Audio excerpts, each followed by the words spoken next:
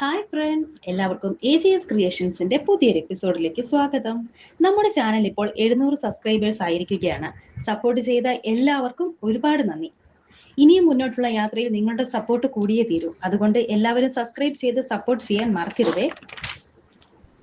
സേതു ഇപ്പോൾ പുറത്തിരിക്കുമ്പോൾ അവിടേക്ക് എല്ലാവരും വരുന്നു. എന്നിട്ട് അർച്ചനയോട് ചോദിക്കുന്നുണ്ട്, അച്ഛൻ എന്താ പറയാനുണ്ടെന്ന് പറഞ്ഞത് എന്ന്. ചോറൂണ് അച്ഛന്റെ ആഗ്രഹം പോലെ ഇവിടെ വെച്ച് തന്നെ നടത്താമെന്ന് തീരുമാനിച്ചല്ലോ, പിന്നെന്തിനാ പ്രശ്നമെന്ന് അവന്തികയും ചോദിക്കുന്നു. അപ്പോൾ സേതു പറയുന്നുണ്ട്, ഒരു പ്രശ്നമുണ്ടെന്ന്.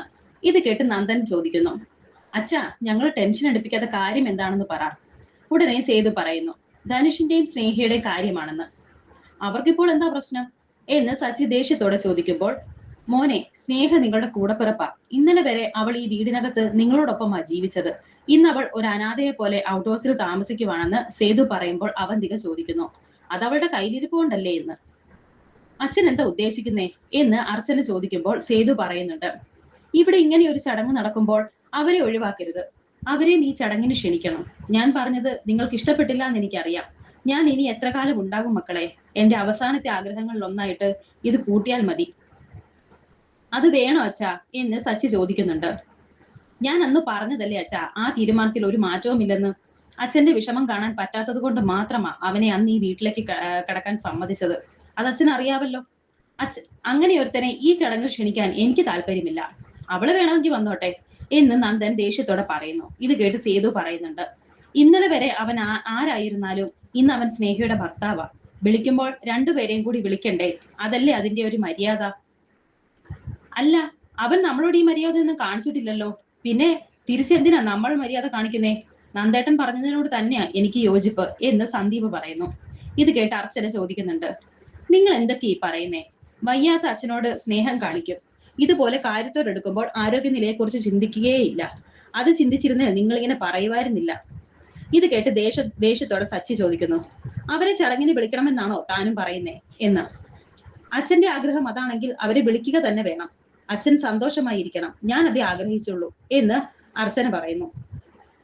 അച്ഛന്റെ സന്തോഷത്തിന് ഇപ്പോൾ എന്താ ഒരു കുറവ് എന്ന് നന്ദൻ ചോദിക്കുമ്പോൾ അർച്ചന പറയുന്നു, നിങ്ങൾ 3 ആൺമക്കളുടെയും ഈ സ്വഭാവം തന്നെ. സ്നേഹി ഇത്രയും അടുത്ത് കിടന്നിട്ടും അവരെ വിളിക്കാതിരിക്കുന്നത് ക്രൂരതയാ. സച്ചി ഉടനെ തന്നെ ദേഷ്യത്തോടെ പറയുന്നു, ഞങ്ങളാരും പോയി വിളിക്കില്ല. അച്ഛനു വേണ്ടി ഞാൻ പോയി വിളിക്കാം എന്ന് അർച്ചന പറയുമ്പോൾ അവന്തിക പറയുന്നു, ഞാനും കൂടി വരാമെന്ന്. അങ്ങനെ പറയുമ്പോൾ എല്ലാവരും അവന്തികയെ നോക്കുന്നു. ഉടനെ അവന്തിക ചോദിക്കുന്നുണ്ട്, അല്ല, ഞാനും കൂടി വരുന്നതിന് എന്തെങ്കിലും ബുദ്ധിമുട്ടുണ്ടോ എന്ന്. നിങ്ങൾ 2 മരുമക്കളും കൂടി തന്നെയാ അവരെ പോയി വിളിക്കേണ്ടത് എന്ന് സേതു പറയുമ്പോൾ അവന്തിക സന്തോഷിക്കുന്നുണ്ട്. അങ്ങനെ അവർ രണ്ടുപേരും ഔട്ട് ഹൗസിലേക്ക് സ്നേഹയും ധനുഷിനെയും ചോറൂണ് ചടങ്ങിന് വേണ്ടി ക്ഷണിക്കാൻ ചെല്ലുന്നു. സ്നേഹ ഇപ്പോൾ ചോദിക്കുന്നുണ്ട്, എന്താ രണ്ടുപേരും കൂടെ? എന്താ ഉദ്ദേശം? ഇനി ഇവിടുന്ന് ഞങ്ങൾ ഇറക്കി വിടാൻ ഏട്ടന്മാർ നിങ്ങളെ പറഞ്ഞയച്ചതാണോ? അല്ല, അതിനും അവർ മടിക്കില്ല, അതുകൊണ്ടാണ് ചോദിച്ചതെന്ന് സ്നേഹ പറയുന്നു. ഉടനെ ധനുഷ് പറയുന്നുണ്ട്, സ്നേഹേ, എന്തിനാ എഴുതാപ്പുറം വായിക്കുന്നത്? അവർ വന്നത് എന്തിനാണെന്ന് അവർ തന്നെ പറയട്ടെ എന്ന്. അടുത്ത ദിവസം കുട്ടികളുടെ ചോറൂണ് ചടങ്ങാണെന്ന് അർച്ചന പറയുമ്പോൾ സ്നേഹ പറയുന്നു, കുട്ടികളുള്ളവർക്ക് ചോറൂണ് നടത്താം, അതിന്റെ കൂടെ ദത്തെടുത്ത് വളർത്തുന്നവർക്ക് നടത്താം, അതൊക്കെ നിങ്ങളുടെ കാര്യം. ആ ചടങ്ങിൽ നിങ്ങളും കൂടി പങ്കെടുക്കണമെന്ന് അച്ഛന് വലിയ ആഗ്രഹമാണെന്ന് അവന്തിക പറയുന്നു. ഓഹോ, അച്ഛന്റെ ആഗ്രഹമാണല്ലേ? അപ്പോൾ ഏട്ടന്മാരോ?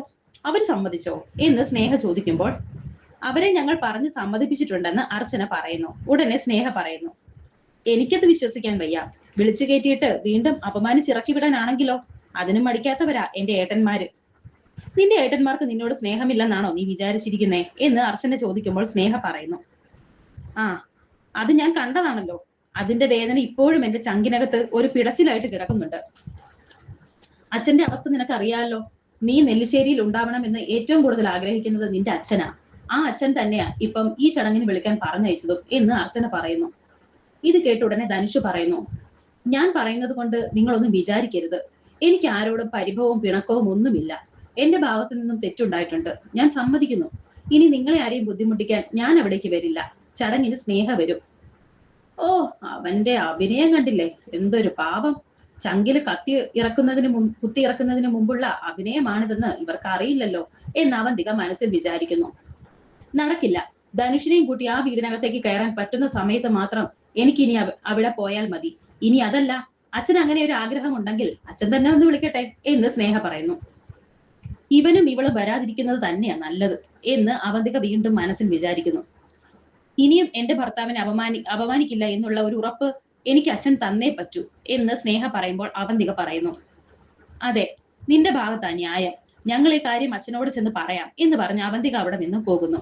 അപ്പോൾ അർച്ചന പറയുന്നുണ്ട്, നിന്റെ ഏട്ടന്മാര് ചെയ്തതിനോട് എനിക്ക് യോജിപ്പില്ല. നന്നാകാനുള്ള അവസരം എല്ലാവർക്കും ഉള്ളതാ. അത് മനസ്സിലാക്കി പെരുമാറിയാൽ എല്ലാവർക്കും കൊള്ളാം. ഇനി അച്ഛൻ തീരുമാനിക്കട്ടെ എന്ത് വേണമെന്ന്. ഇത്രയും പറഞ്ഞ് അർച്ചനയും പോകുന്നു.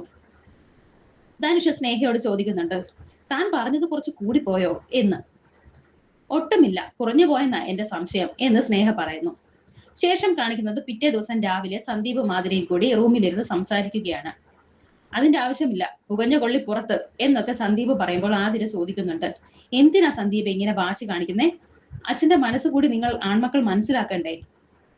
മനസ്സിലാക്കിയത് തന്നെ ധാരാളം. അച്ഛൻ ഇനി എന്തൊക്കെ പറഞ്ഞാലും ഞങ്ങൾ ഇതിന് സമ്മതിക്കില്ല എന്ന് സന്ദീപ് പറയുമ്പോൾ ആതിര ചോദിക്കുന്നു, അത് നിങ്ങൾ മാത്രം തീരുമാനിച്ചാൽ മതിയോ?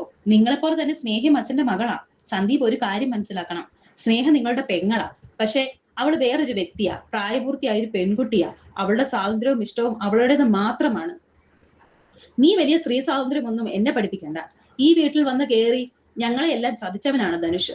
ഈ വീടിനകത്തേക്ക് അവനെ കയറ്റില്ലെന്ന് ഞങ്ങൾ അന്നേ പറഞ്ഞതല്ലേ, പിന്നെന്തിനാ അച്ഛൻ ഇങ്ങനെ നിർബന്ധിക്കുന്നത് എന്ന് സന്ദീപ് ചോദിക്കുമ്പോൾ ആതിര പറയുന്നു, നിങ്ങൾ മക്കൾ തമ്മിൽ തല്ലി പിരിയരുതെന്ന് അച്ഛൻ ആഗ്രഹം ഉള്ളതുകൊണ്ട്.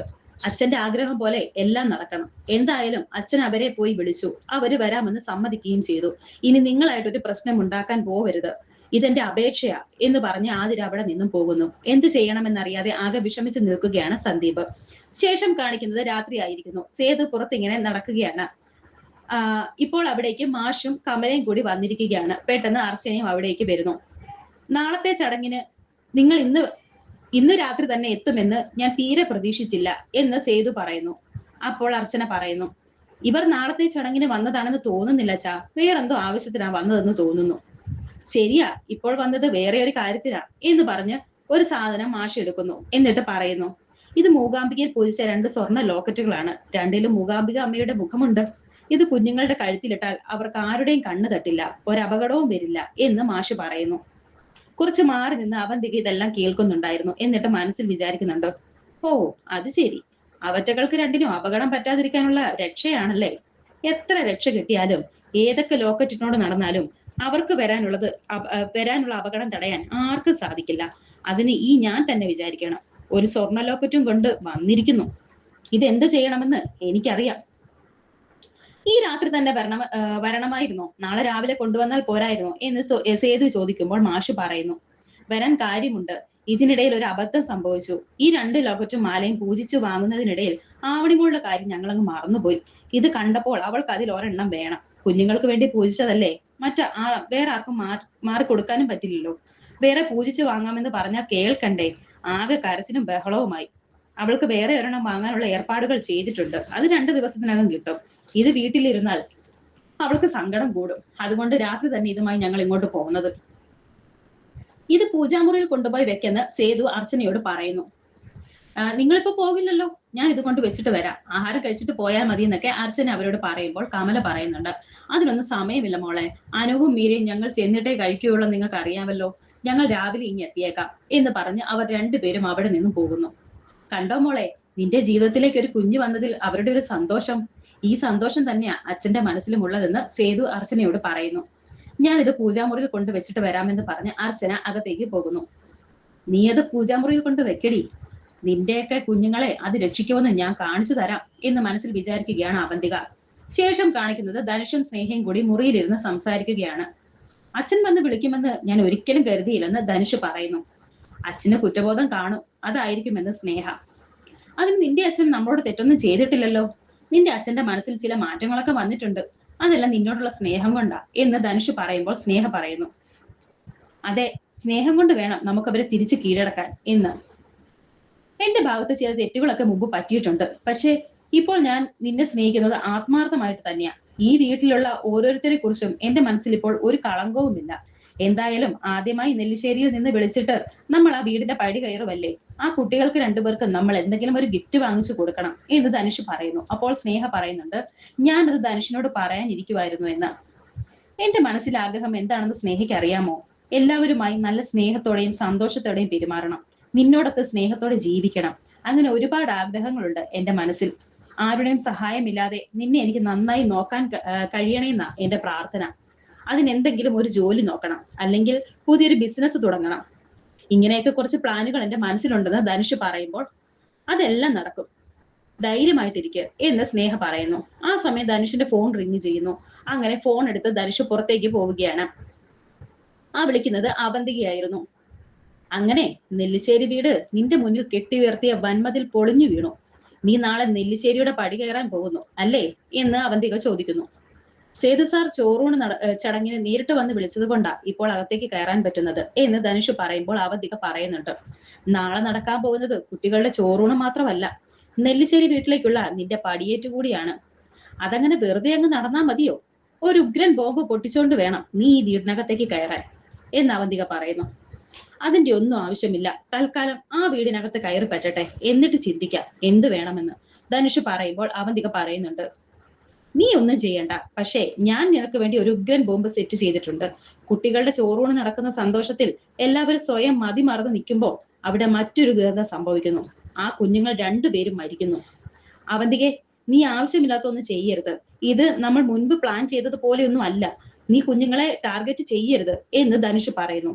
നീ എന്നെ അങ്ങനെ വില കുറച്ച് കാണരുത്. അവന്തിക എന്തെങ്കിലും ടാർഗറ്റ് ചെയ്താൽ അതിന്റെ മാക്സിമം ആയിരിക്കും. നാളെ നിന്റെ നെല്ലിശ്ശേരിയിലേക്കുള്ള പടികയറ്റവും ആ കുഞ്ഞുങ്ങളുടെ അന്ത്യവും രണ്ടും നടന്നിരിക്കും എന്ന് പറഞ്ഞ് വളരെ സന്തോഷത്തോടെ ഫോൺ വെക്കുകയാണ് അവന്തിക. എന്നാൽ ഇത് കേട്ട് വളരെ ടെൻഷനോടെ നിൽക്കുകയാണ് ധനുഷ്. വരാനിരിക്കുന്ന പുതിയ എപ്പിസോഡുകൾക്കായി വീണ്ടും കാണാം. Thank you for watching.